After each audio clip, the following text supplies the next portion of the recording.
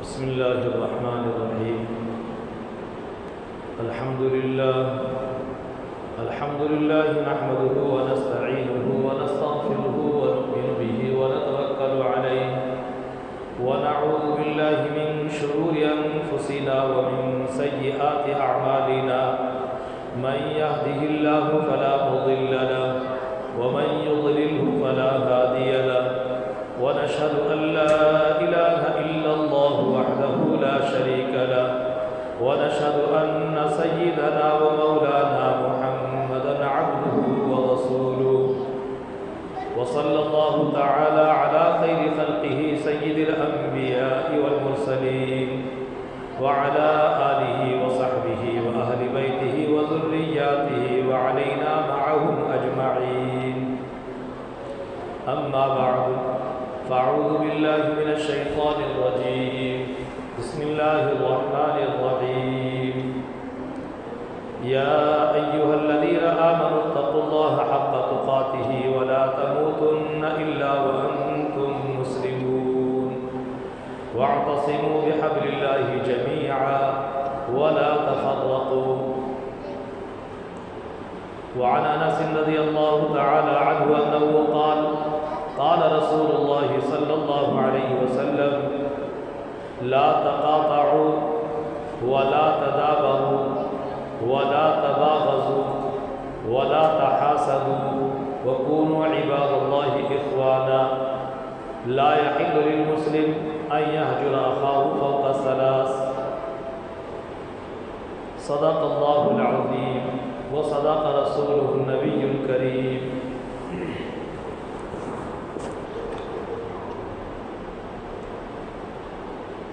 قابل احترام بزرگوں اور دوستوں،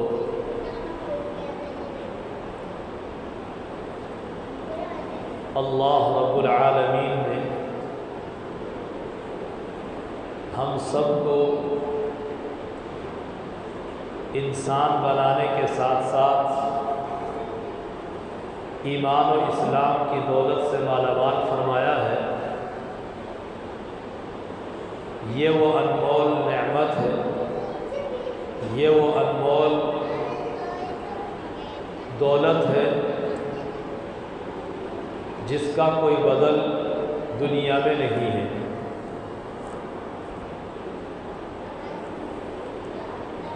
اس کا انمول ہونا، اس کا بے بدل دولت ہونا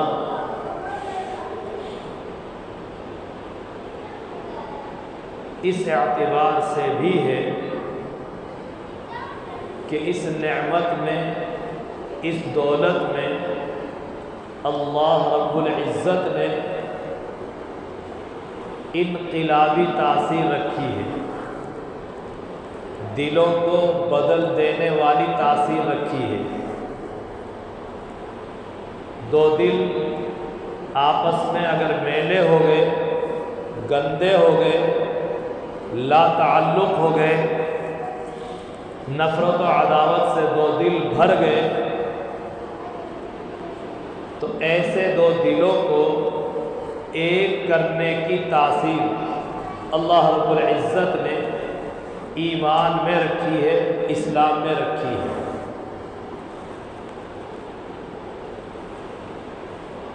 اس کی مثال اور دلیل کے طور پر بہت سارے واقعات نبی پاک علیہ السلام کی سیرت طیبہ میں موجود ہیں۔ میں ان واقعات میں نہ جا کر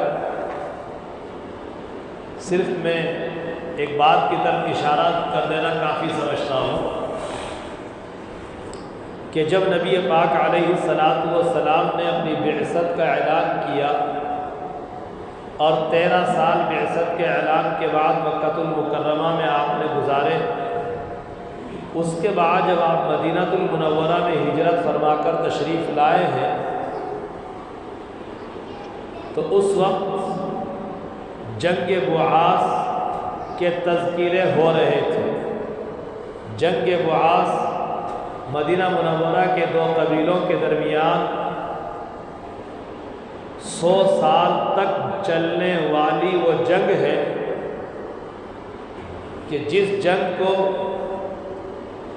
بند کے ہونے اور ختم ہونے میں اگر سب سے اہم اور سب سے بنیادی رول اگر کسی چیز نے ادا کیا ہے تو آقا نامدار صلی اللہ علیہ وسلم کی محنت ہے۔ اور آپ علیہ الصلاۃ والسلام نے لوگوں کے دلوں پر اسی بات کی محنت کی تھی کہ آپس میں ایک ہو جاؤ، متحد ہو جاؤ، ٹوٹے اور بٹے ہوئے مت رہو، اختلاف کے شکار مت رہو، اس لیے کہ اختلاف کا شکار ہونا جہاں جانی نقصان کا سبب ہے، جہاں مالی نقصان کا سبب ہے، جہاں دنیاوی اور نقصانوں کا سبب ہے، وہیں پر آپس میں ٹوٹنا، آپس میں مختلف ہونا، آپس میں دست و گریباں ہونا، یہ نیکیاں جو ہماری ٹوٹی پھوٹی ہم تھوڑی بہت کرتے ہیں ان سب کے مٹ جانے اور آخرت میں ہمیں بالکل خالی کر دینے کے معنی ہیں۔ تو آپس میں ٹوٹنے اور بٹنے کے نقصان جہاں دنیاوی ہیں وہیں پر اخروی بھی ہے۔ اس لیے ہمیں اللہ رب العزت نے ایمان کی وہ دولت دی ہے جس دولت کو ہمیں ہر وقت بڑھاتے رہنے اور اس کی حفاظت کرنے کی کوشش کرتے رہنا چاہیے۔ یہ دولت جہاں دیگر اللہ تعالیٰ کے مامورات کو بجا لانے سے بڑھتی ہے، وہیں پر یہ دولت آپس میں متحد رہنے سے بھی بڑھتی ہے۔ اسی لیے آقا نامدار صلی اللہ علیہ وسلم نے قرآن کریم کی اس آیت کی ترجمانی اپنے ان الفاظ میں کی ہے۔ قرآن کی اس آیت جو میں نے بھی خطبے میں پڑھی کہ ایمان والو تم اللہ سے ڈرو اور موت تک مسلمان رہو، اور تم اللہ کی رسی کو یعنی قرآن کریم کو بڑی قوت اور مضبوطی کے ساتھ تھامے رہو، یعنی متحد رہو، ایک رہو۔ اسی آیت پر عمل کرنے کی شکلوں کو بیان کرتے ہوئے اللہ کے حبیب صلی اللہ علیہ وسلم نے بیان فرمایا، جس کو حضرت انس رضی اللہ تعالیٰ عنہ روایت فرماتے ہیں۔ امام ترمذی رحمۃ اللہ علیہ نے ابواب البر والصلہ میں اس روایت کو نقل کیا ہے کہ لا تقاطعوا، تم آپس میں قطع تعلق مت ہو، آپس میں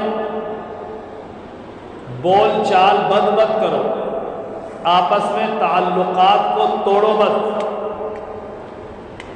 ایک دوسرے سے اپنے دلوں کو میلا مت کرو۔ کیوں؟ اس لیے کہ آپس میں اپنے دلوں کو میلا کرنا یہ فساد ذات البین، آپسی فساد کا بڑا پیش خیمہ ہے۔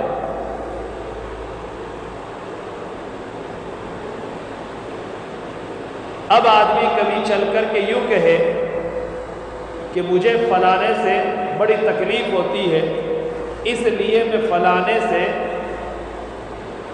نفرت تو نہیں کرتا لیکن میں بول چال بند رکھتا ہوں تاکہ بات بڑھے نہیں، بات آگے بڑھے نہیں، ملوں گا بولوں گا تو بات آگے بڑھ جائے گی۔ یہ ایک انسان اپنے ذہن سے تدبیر گھڑتا ہے، لیکن بزرگوں اور دوستوں یاد رکھو یہ تدبیر کیا آقا نامدار صلی اللہ علیہ وسلم کی سیرت کے مطابق ہے یا آپ کی سیرت سے ہٹ کر ہے؟ اس پر ہمیں غور کرنا چاہیے۔ جب ہم اس پر غور کرتے ہیں تو یہ بات کھل کر مل جاتی ہے کہ یہ تدبیر آپس میں محبت کو بڑھانے والی نہیں ہے، بلکہ آپس میں مزید دوریاں پیدا کرنے کا سبب ہے، مزید دوری پیدا کرنے کا سبب ہے۔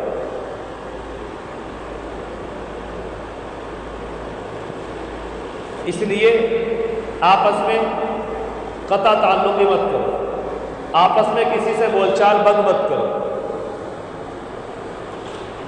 کیوں؟ اس لیے کہ اگر آپس میں بول چال آج بند کی ہے بغیر نفرت کے، کہنے کو بغیر نفرت کے، تو ایک دن آئے گا کہ پھر جس سے بول چال بند کی ہے وہ بندہ اگر سامنے آ گیا تو تم اس سے اپنا منہ موڑ لو گے اور اپنی پیٹھ اس کی طرف کر دو گے، نفرت آگے بڑھے گی، ختم نہیں ہوگی۔ اس کو اللہ کے نبی علیہ السلام نے فرمایا وَلَا تَدَابَرُوا، تم آپس میں ایک دوسرے کی طرف پیٹھ مت پھیرو۔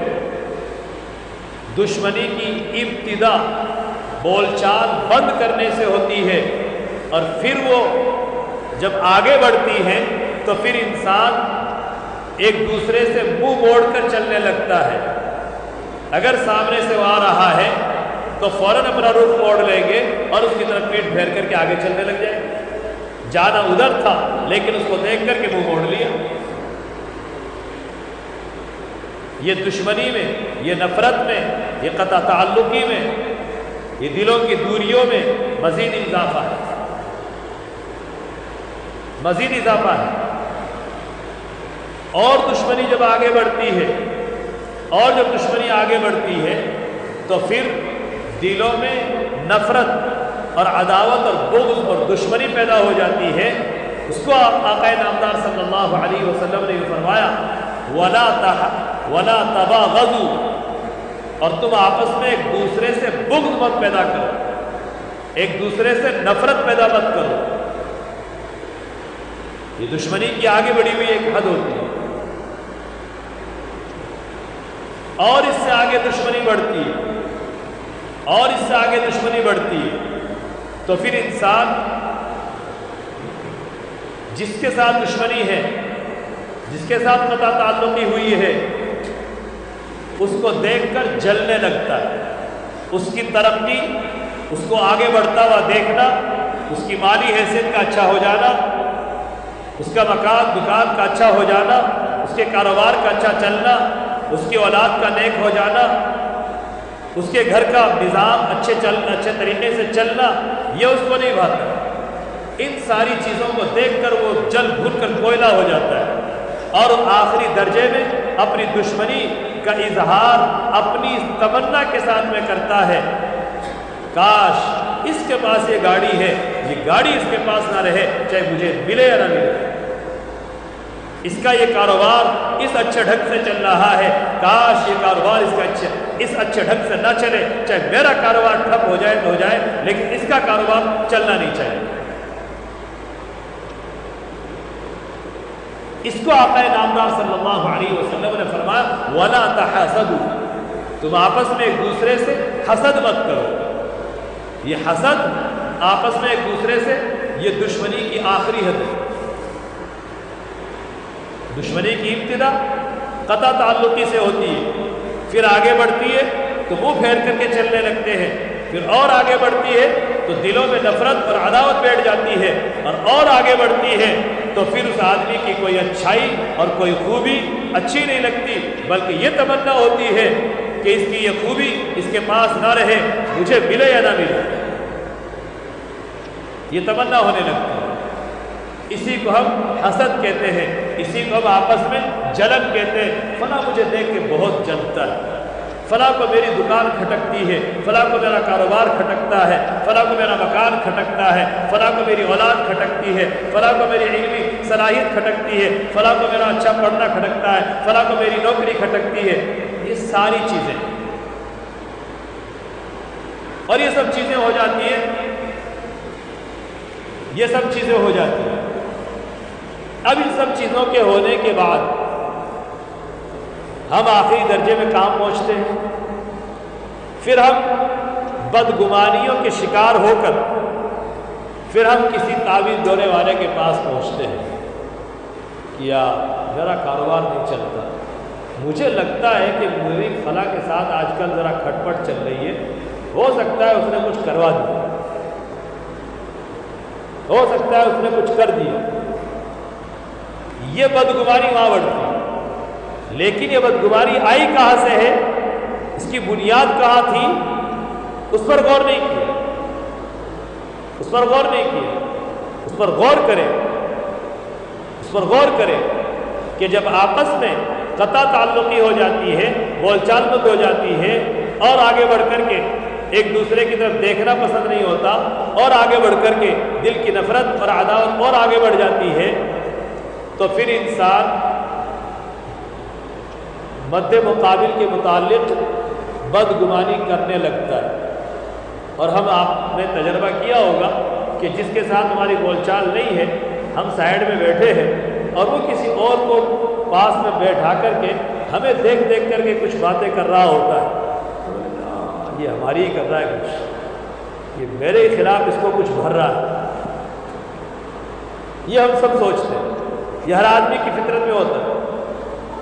اسی لیے قرآن پاک کی سورہ حجرات میں ایک جگہ اللہ تعالیٰ نے صاف کہا، یا ایھا الذین آمنوا اجتنبوا کثیرا من الظن، اے ایمان والو بہت سارے گمان کرنے سے بچو، کیوں؟ فإن بعض الظن اثم، کیونکہ کچھ گمان کچھ خیال گناہ ہے، کچھ خیال اور گمان گناہ ہے۔ وہ کیوں؟ وہ اس لیے کہ جب آدمی کے دماغ میں اپنے بھائی کے متعلق بدگمانی، جب گمان پہ بدگمانی ہو جاتی ہے تو پھر بدگمانی ہونے کے بعد ایٹومیٹک اگلا گناہ ہونے لگتا ہے۔ وہ اگلا گناہ کیا ہے؟ تجسس، توہ میں لگنا کسی کی۔ اسی لیے قرآن پاک نے بدگمانی سے بچنے کی تاکید کرنے کے ساتھ فوراً اس کے نتیجے میں جو گناہ انسان کرتا ہے اس سے روکتے ہوئے کہا، وَلَا تَجَسَّسُوا، توہ میں مت لگو، ایک دوسرے کی جاسوسی مت کرو۔ تو جاسوسی تک کب پہنچا؟ بدگمانی سے۔ اور بدگمانی کب ہوئی؟ جب قطع تعلقی ہوئی۔ جب تک دوستی رہتی ہے تب تک بدگمانی جلدی سے نہیں ہوتی، اور جہاں قطع تعلقی ہوتی ہے فوراً بدگمانی نے ہمارے دل میں جنم لے لیتی ہے۔ اور جب بدگمانی ہو جاتی ہے تو پھر انسان توہ میں لگتا ہے، تجسس میں لگتا ہے، جاسوسی میں لگتا ہے، خود کرتا ہے، کسی سے کرواتا ہے۔ اس لیے قرآن نے فوراً کہا وَلَا تَجَسَّسُوا۔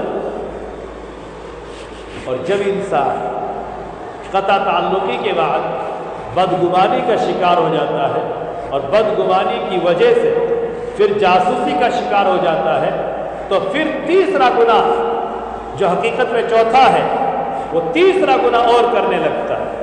وہ کیا؟ پھر جس کے پاس جب کسی کے پاس بیٹھتا ہے تو فوراً اسی آدمی کی باتیں شروع کر دیتا ہے۔ آج کل وہ بڑا خلاف چل رہا ہے، وہ آج کل ایسا ویسا کر رہا ہے، غیبت فوراً شروع۔ اس لیے قرآن پاک نے فوراً تیسرے نمبر پر کہا وَلَا يَغْتَبْ بَعْضُكُمْ بَعْضًا، آپس میں کسی کی غیبت مت کرو، آپس میں کسی کی غیبت مت کرو۔ یہ گناہ سیڑھی با سیڑھی بڑھتے رہتے ہیں۔ اس لیے میں نے عنوان اصل میں بیان کر رہا تھا کہ آپس میں قطع تعلقی مت ہونے دو، قطع تعلقی مت ہونے دو، ورنہ گناہ پہ گناہ ہوتے چلے جائیں گے، اور نیکی دنیا کے اعتبار سے، کاروبار کے اعتبار سے، چین و سکون کے اعتبار سے، معاشرت میں محبت کے اعتبار سے جہاں کھوکھلے ہوں گے، وہیں پر ہم نے اگر 2 رکعت نماز پڑھی ہے، 2 تسبیح پڑھی ہے، کلمہ پاک کا ورد کیا ہے، قرآن پاک کی تلاوت کی ہے، یہ جو ٹوٹی پھوٹی تھوڑی بہت نیکیاں کی ہے، وہ ساری نیکیوں کو ہمارا یہ اختلاف کھا جائے گا۔ کیوں؟ کہ غیبت پر بات چلی جائے گی، اور غیبت جب کریں گے تو ہماری نیکیاں ختم، ہماری نیکیاں ساری کی ساری ختم۔ اس لیے اللہ کے حبیب صلی اللہ علیہ وسلم کہتے ہیں وَكُونُوا عِبَادَ اللَّهِ إِخْوَانًا، او اللہ کے بندو آپس میں بھائی بھائی بن کر کے رہو، آپس میں بھائی بھائی بن کر کے رہو۔ بھائی کیسے بنو؟ بھائی تو تھے، لیکن بھائی اخوت اور بھائی چارہ ختم کیوں ہوا؟ وہ اس لیے ہوا کہ بھائی کی اچھائی دیکھ کر ہمارے دل میں چبھن پیدا ہوئی۔ اب اس چبھن کو ختم کرنے کا طریقہ کیا ہے؟ طریقہ یہ ہے کہ ہم اپنی ابتدائی پیدائش پر چلیں۔ ابتدائی پیدائش پر کیسے چلیں؟ اللہ تعالیٰ نے سورہ نساء کی پہلی آیت میں فرمایا ہے یا ایھا الناس اتقوا ربکم الذی خلقکم من نفس واحدہ، او لوگو تم اپنے اس رب سے ڈرو، تم اپنے اس رب سے ڈرو جس رب نے تمہیں ایک جان سے پیدا کیا۔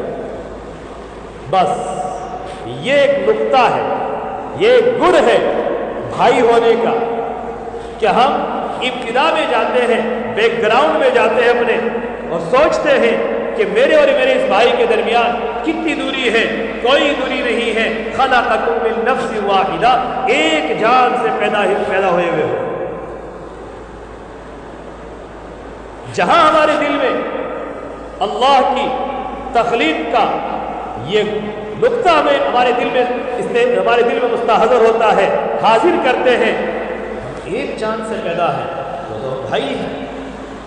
اور جب ہم بھائی ہیں، اب ہم بھائی ہو کر ایک دوسرے سے دور رہیں، ایک دوسرے سے قطع تعلقی کر کے رہیں، ایک دوسرے سے نفرت کر کے رہیں، ایک دوسرے کی بھلائی، ایک دوسرے کا بھلا چاہنے کے بجائے اس کا برا چاہے، ایک دوسرے کی ترقی کی خواہش کرنے کے بجائے اس کے کاروبار کی تنزلی اور اس کے کاروبار کو پھیل کرنے کی سوچے۔ نہیں، بھائی بن کر کے رہو۔ کونوا عباد اللہ اخوانا۔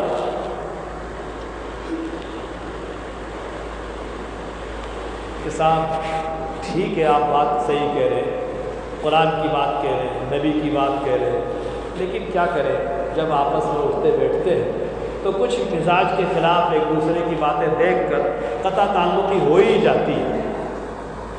ٹھیک ہے، بالکل صحیح بات ہے، ہو جاتی ہے، مانتے ہیں۔ مارواڑی کہاوت تو ہم کہتے ہی ہیں کہ برتن رسوئی میں پڑے رہتے تو آپس میں بج ہی جاتے ہیں، تو ہم سارے اکٹھے رہتے ہیں تو کچھ نہ کچھ ہو ہی جاتا ہے۔ صحیح بات ہے، ہو جاتا ہے۔ تو ہم نے اپنی رسوئی میں کبھی تجربہ کیا یار یہ دونوں برتن ایک جگہ رہتے ہیں، بچ جاتے ہیں، اس لیے ایک کو اسٹور روم میں رکھ دو، ایک کو کچن میں رکھ دو۔ کیا اس کی جگہ بدلی؟ کبھی جگہ بدلی؟ کبھی جگہ نہیں بدلی۔ جگہ تو وہی رہی ہے، ایک ہی چھینکا سارے دھو کر کے ایک میں ڈالتی ہے ہماری مستورات۔ ان کے لیے الگ الگ چھینکے تو نہیں لاتے، رکھتے تو وہی ہے نا۔ تو پھر کیا کرنا ہے؟ ترتیب سے رکھیں گے، سلیقے سے رکھیں گے، بجے گے ضرور، بجنا ختم نہیں ہوگا۔ اس لیے آقا نامدار صلی اللہ علیہ وسلم نے آگے اس کا علاج بیان کرتے ہوئے فرمایا کہ اگر کبھی بشری تقاضے سے کچھ مزاج کے خلاف بھائی کی کوئی حرکت پیش آ جانے سے دل میں اگر کبیدگی ہو جائے، دل میں کچھ تکلیف ہو جائے اور کچھ غصہ آ جائے تو لا یحل للمسلم ان یہجر اخاہ فوق ثلاث، تو ایک مسلمان کے لیے اپنے مسلمان بھائی کو 3 دن سے زیادہ چھوڑنا جائز نہیں۔ ٹھیک ہے، آج غصہ آ گیا، ٹھیک ہے، شام تک غصہ رکھیے، صبح کو کہیے السلام علیکم، خیریت ہے بھائی؟ ایسے کیسے کہتے ناک کٹ جائے گی، عزت چلی جائے گی، ویلو خراب ہو جائے گی، اگلا ہم پر حاوی ہو جائے گا۔ ایسے کیسے کہتے، ایسے کیسے کہتے؟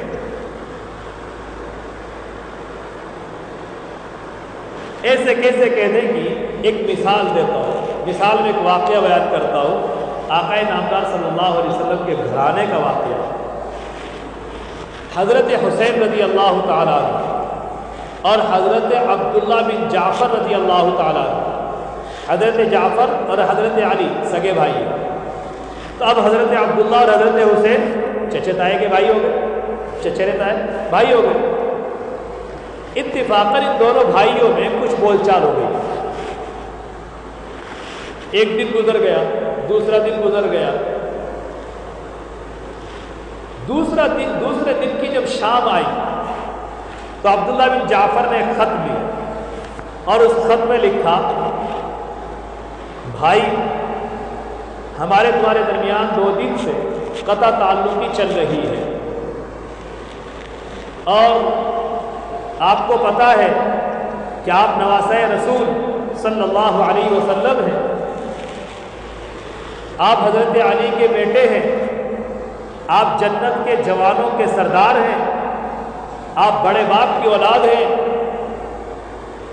آپ نبی کی گود میں کھیلے ہوئے ہیں، آپ نے نبی کو اپنے متعلق خوشبو اور اپنا شعر کہتا ہوا آپ نے سنا ہے، یہ سارے فضائل اور ساری خوبیاں آپ کو حاصل ہیں۔